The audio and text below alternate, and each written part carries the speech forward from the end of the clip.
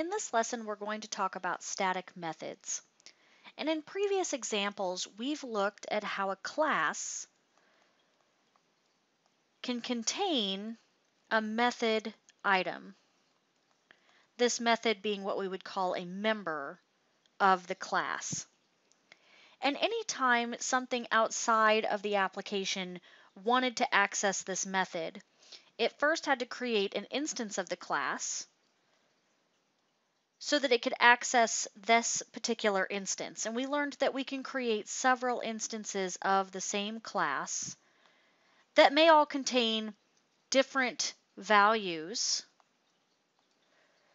but they would all ultimately point back to their class to run methods using these values, right? This was the concept of instantiation.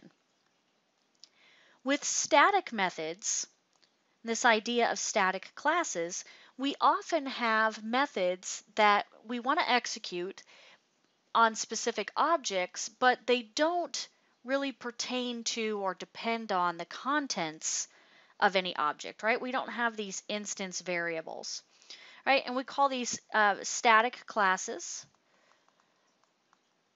or helper classes, because we don't need instances of an object. In fact, if a class is static, it cannot have instances of an object, right? No instances. So what's the point? Well, maybe we have a class that contains a method that's really helpful. It does some kind of processing, but we don't need an instance of this object. We just need this method so that every time part of our application wants to use it, it has a place it can point back to. And maybe in another part of our application, we can point it back to. And we can keep using this helper method in every place that we need it without having to worry about instances of an object and creating them. So let's look at an example. Here's an example of a static class named helper. Notice the static keyword in front of the class declaration.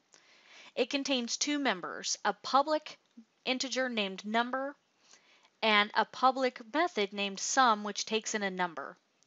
And when it takes in the number, all it does is use this compound operator to add it back into our number variable. So it's not uncommon when creating these helper classes to have a class that contains a group of static methods that perform common tasks for your application. A good example of this is the math class inside of the .NET Framework, which contains various math functions like power, square root, or pi. We don't need instances of the math object, we just want to use those specific math functions. So to use a static class and call a static method, remember we can't create instances of an object. So if we try to use our object initialization statement on a static class, you're going to get errors, right? So we can't do that. All we do is we use the name of the class and then access either the method or the variables, including properties if your class contains them, so that we can access them in our code.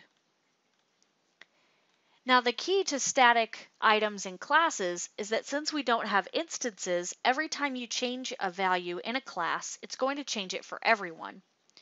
For example, here we're passing in the number 10, and we know that it's going to add that into the number variable.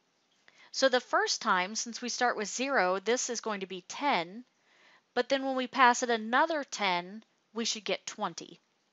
So we can run our program and see that this is true, 10 and 20, because we're adding the value back into this variable.